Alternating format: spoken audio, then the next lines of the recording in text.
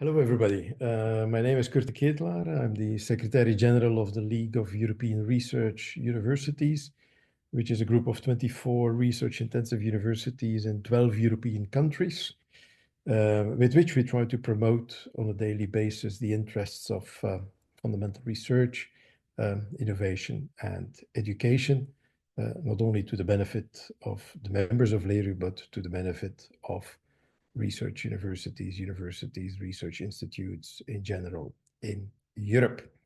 I've been asked to say a few words about this very important notion at this point in time, the European research area. Important certainly since the new Commission von der Leyen II has announced that in the following months and years, a specific ERA Act, an act on the European research area, would be adopted.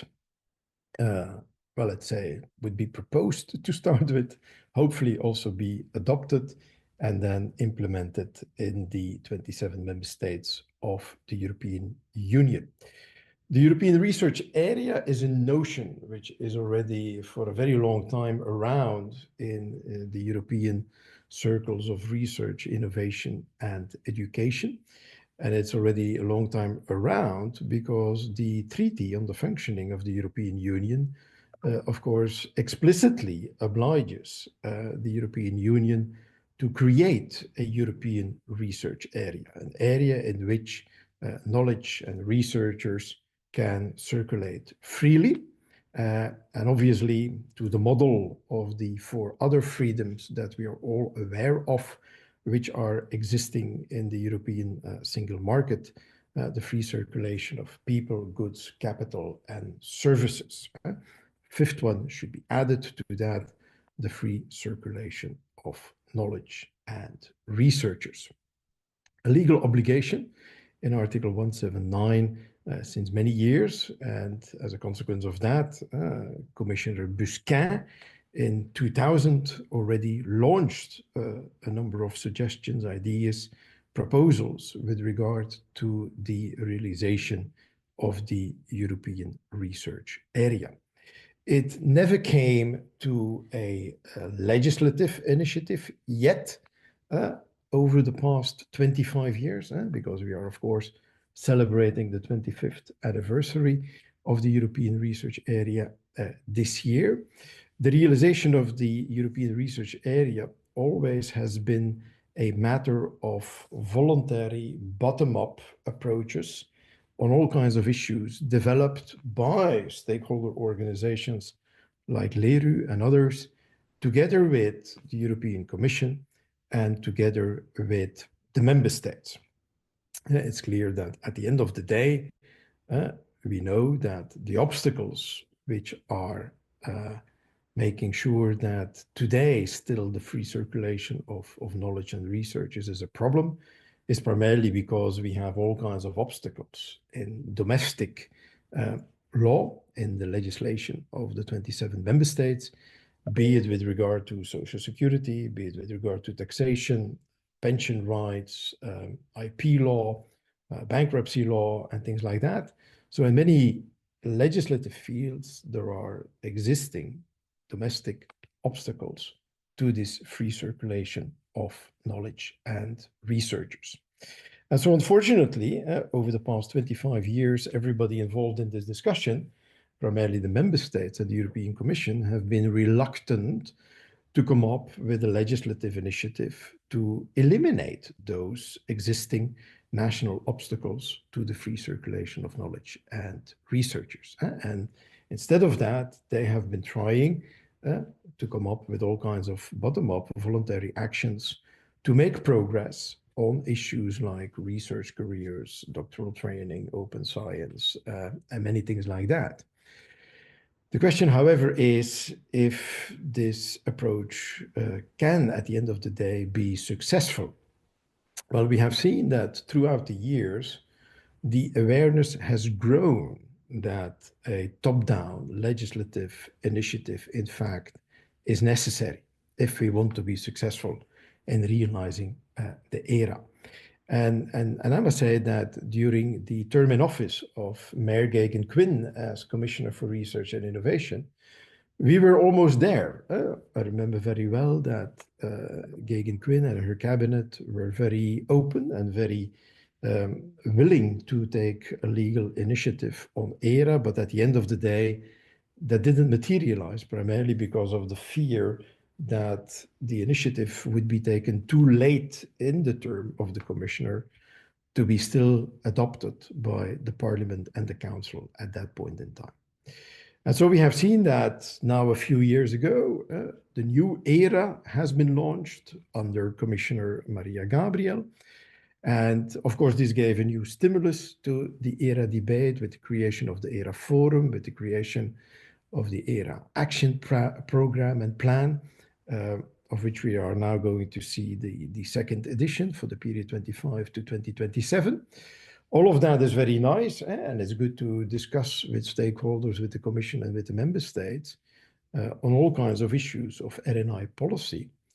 But at the end of the day, it has become clear also for those who supported the new ERA policy that legislative intervention is necessary. And you have seen probably the latest reports evaluating the new ERA and the discussions which, as a consequence, took place in the Council and in the Parliament and in the Commission, that now, for the first time, is on the table a kind of a dual track approach instead of a single track approach. And the single track approach is what I call the approach taken up until now, a bottom-up voluntary approach between all kinds of actors in the ERA field.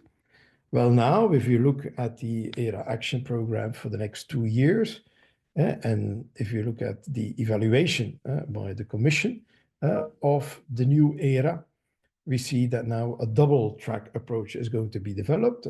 What we know will continue, the bottom-up voluntary approach, but that next to that, specific legal initiatives will be developed in order to make real progress on real issues of ERA. I always have said ERA is a legal notion, the fifth freedom is a legal notion, and we should focus our attention and our efforts then also at the realization of that legal notion and of that legal framework for the free circulation of research and innovation in Europe. And so, with the announced ERA Act in the mission letter for Commissioner Zagarieva, it's clear now that the Commission, in the beginning of next year, will come up with a proposal on the European Research Area Act. And we will see what will be the content of that.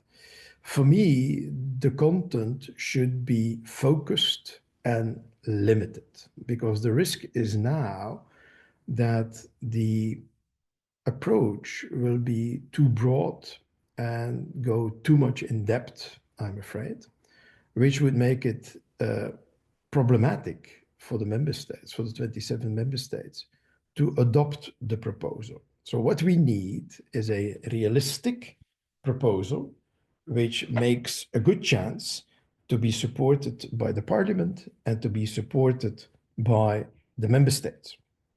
And making a good chance comes down, for me, to including two very specific elements in such an ERA directive or an ERA act.